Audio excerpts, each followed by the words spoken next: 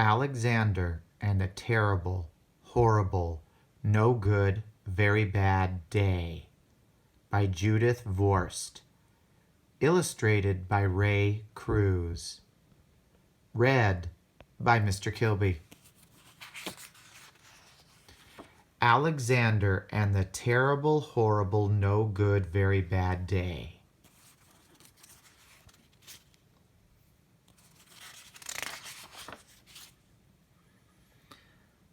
I went to sleep with gum in my mouth, and now there's gum in my hair.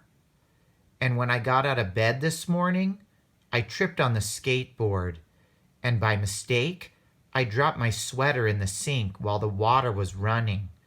And I could tell it was going to be a terrible, horrible, no good, very bad day.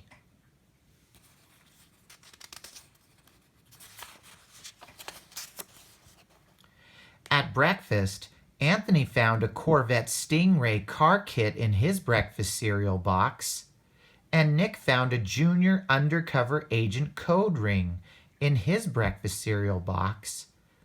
But in my breakfast cereal box, all I found was breakfast cereal. I think I'll move to Australia.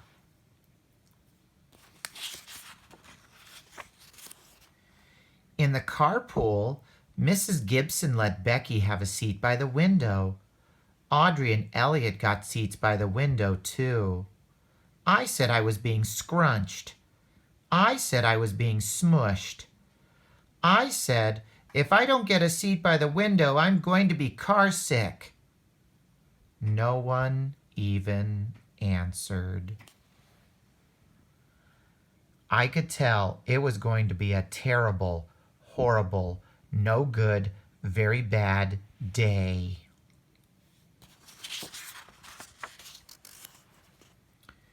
At school, Mrs. Dickens liked Paul's picture of the sailboat better than my picture of the invisible castle. At singing time, she said I sang too loud. At counting time, she said I left out 16. Who needs 16?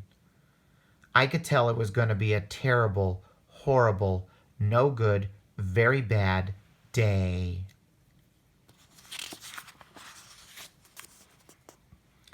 I could tell because Paul said I wasn't his best friend anymore.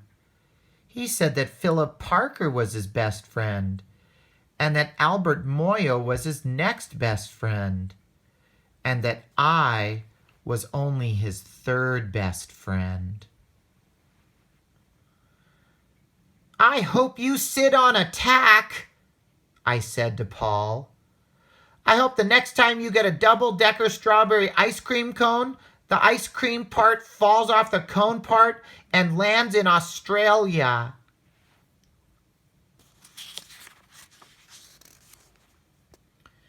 There were 2 cupcakes in Philip Parker's lunch bag, and Albert got a Hershey bar with almonds, and Paul's mother gave him a piece of jelly roll that had little coconut sprinkles on the top. Guess whose mother forgot to put in dessert?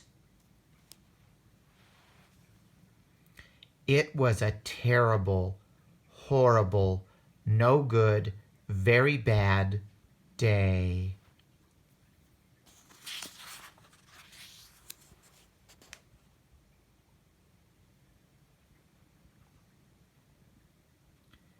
That's what it was, because after school, my mom took us all to the dentist, and Dr. Fields found a cavity just in me. Come back next week and I'll fix it, said Dr. Fields. Next week, I said, I'm going to Australia.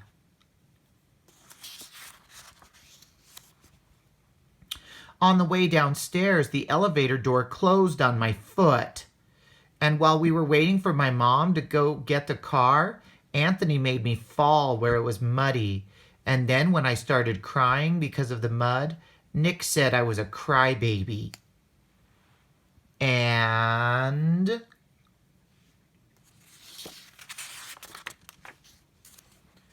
While I was punching Nick for saying crybaby, my mom came back with the car and scolded me for being muddy and fighting. I am having a terrible, horrible, no good, very bad day, I told everybody. No one even answered.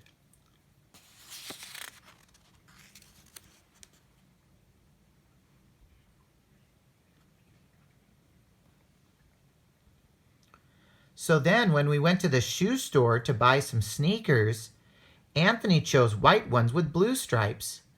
Nick chose red ones with white stripes. I chose blue ones with red stripes.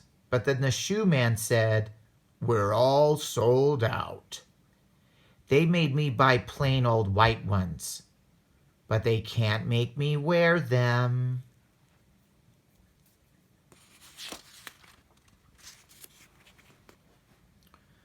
When we picked up my dad at his office, he said I couldn't play with his copying machine, but I forgot. He also said to watch out for the books on his desk, and I was careful as could be, except for my elbow. He also said don't fool around with his phone. But I think I called Australia. My dad said, "Please don't pick him up anymore." It was a terrible, horrible, no good, very bad day.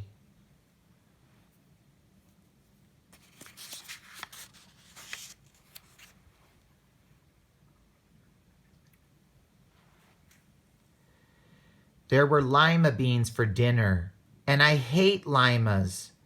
There was kissing on TV, and I hate kissing. Ugh.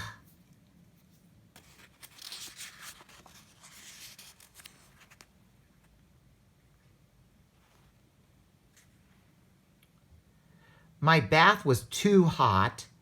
I got soap in my eyes. My marble went down the drain. And I had to wear my railroad train pajamas. I hate my railroad train pajamas.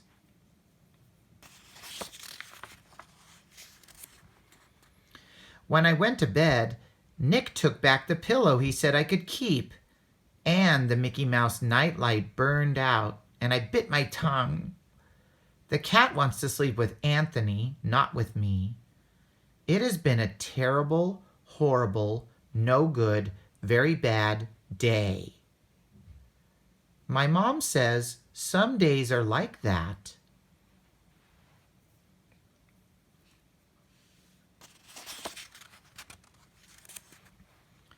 Even in Australia.